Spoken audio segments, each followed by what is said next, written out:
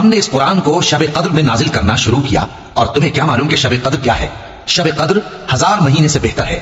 اس میں فرشتے اور روح القدس ہر کام کے انتظام کے لیے اپنے پروردگار کے حکم سے اترتے ہیں۔ یہ رات طلوع فجر تک امن و سلامتی ہے۔ شروع اللہ کا نام لے کر جو بڑا مہربان نہایت رحم والا ہے۔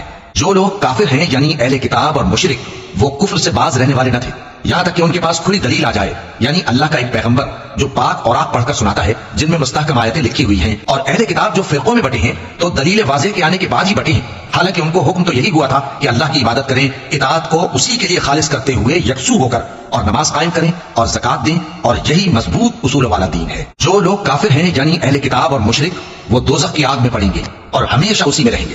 یہ لوگ سب مخلوق سے زیادہ برے ہیں۔ بے شک جو لوگ ایمان لائے اور نیک عمل کرتے رہے وہ تمام خلقت سے بہتر ہیں۔ ان کا صلہ ان کے پروردگار کے ہاں ہمیشہ رہنے کے باغ ہیں جن کے نیچے نہریں بہ رہی ہیں، ہمیشہ ہمیشہ ان میں رہیں گے۔ اللہ ان سے خوش اور وہ اس سے خوش۔ یہ صلہ اس کے لیے ہے جو اپنے پروردگار سے ڈرتا ہے۔